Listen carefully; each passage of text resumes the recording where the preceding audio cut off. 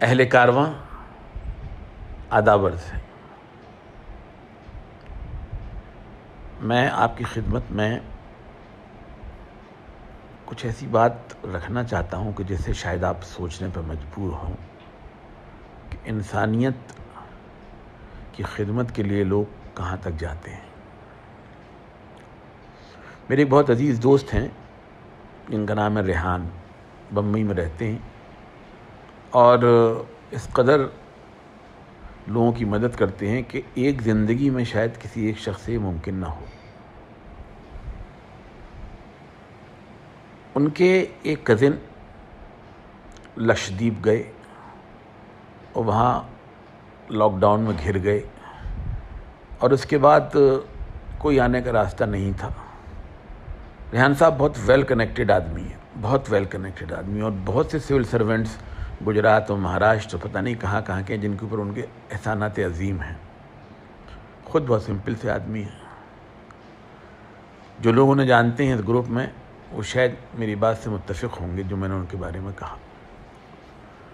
انہوں نے اس مشکل وقت پر جب ان کے کزن جو شوگر کے بہت سخت پیشنٹ اور جن کے گردے لگ بھگ خراب ہو چلے اور آنے کا کوئی راستہ نہیں، تو اپنے کئی ایسے دوستوں سے جن پر انہوں نے احسان کیے تھے درخواست کی، تو ان لوگوں نے کوئی دھیان نہیں دیا جبکہ وہ یہ کام کر سکتے تھے کہ ان کو نکال کے کم سے کم بمبئی پہنچوا سکتے تھے۔ اب اس کا دوسرا بند سنیے۔ میں چنبل کا آئی جی تھا یا شاید گوالیار کا ڈی آئی جی تھا، آصف ابراہیم صاحب ڈی آئی بی تھے۔ ایک دن وہ گوالیار تشریف لائے اور سینئر کی حیثیت سے باقاعدہ کھانے کا انتظام کیا، تو انہوں نے حکم دیا کہ ان کے ساتھ ایک صاحب جو ان کے اسپیشل ڈائریکٹر ہیں مسٹر دنیشور شرما، 78 بیچ، بہار کاڈر نہیں کیرلا کاڈر، وہ بھی تشریف لائیں گے۔ آئے، کھانا ہوا، بس یہ ایک ملاقات دنیشور شرما صاحب سے تھی، مگر بقول شاعر کی ایک ملاقات تھی جو دل کو ہم سدا یاد رہی۔ ہم جسے عمر سمجھتے تھے وہ ایک پل نکلا۔ ریحان بھائی نے مجھ سے کہا اور میں نے بنا سوچے سمجھے، بنا پروٹوکول کا خیال کیے ان کا نمبر نکالا اور ان سے بات کی۔ کیسے شاندار آدمی، کہنے لگے کہ ان صاحب کا نمبر ہے؟ میں نے کہا جی ہے، کہ نمبر مجھے بھیج دیجیے۔ پھر فرمایا کہ یا تو میں انہیں چاپر سے ایسی جگہ بھیج دوں گا جہاں سے بمبئی چلے جائیں گے، اور چاپر اگر کسی ٹیکنیکل خرابی کی وجہ سے نہ ملا تو پھر میں ایک بوٹ کا انتظام کرا کے انہیں کوچین بھیجوں گا تاکہ کوچین سے وہ وہاں بمبئی نکل جائیں، آپ بمبئی میں ان کو نکالنے کا، ریسیو کرنے کا انتظام کر لیں۔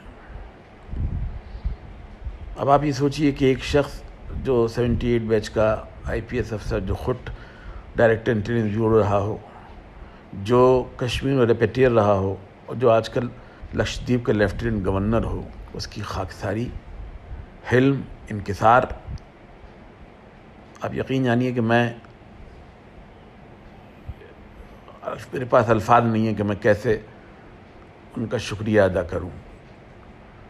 تو میں یہ عرض کر رہا تھا کہ ہم میں سے سب کو اللہ نے کچھ نہ کچھ وسعت دی ہے، اور ہم اس وسعت کا استعمال عوام الناس کی بھلائی کے لیے کریں تو ہمیں بے حد سکون ملے گا۔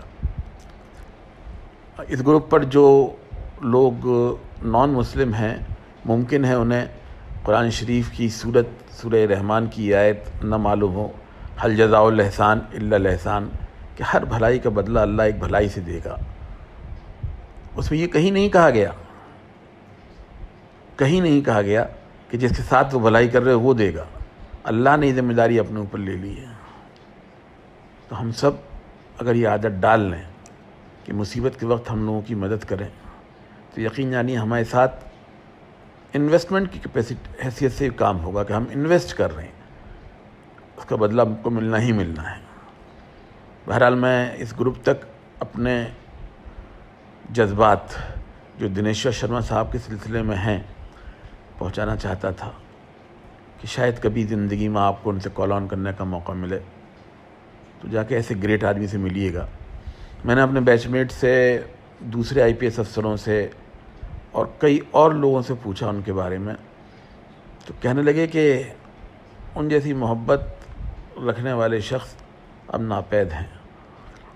کہنے لگے تم IPS میں نہ بھی ہوتے، انہیں اتنا سا جو تھوڑا سا جانتے وہ بھی نہ جانتے ہوتے، تب بھی وہ اسی طرح مدد کرتے۔ میں آپ سے عرض کرنا چاہتا ہوں کہ ہم اپنے آپ کو ایروگنس، غرور، دمبھ کے دائرے سے نکالیں اور جس کنویں میں ہم منڈوک بنے بیٹھے ہیں اس سے نکل آئیں اور لوگوں کے لیے آنکھ بند کر کے بھلائی کرنا شروع کریں، تو یقین جانیے کہ ہم کبھی ناکام نہیں ہوں گے۔ یہ دعائیں جو ہیں ہمیں عرش تک لے جائیں گی، عرش عظیم تک۔ ہر بھلائی ہمارے ساتھ منو بھلائی کی شکل میں واپس آئے گی۔ یہی میرا عرض کرنا تھا۔ بہت بہت شکریہ۔ خدا حافظ۔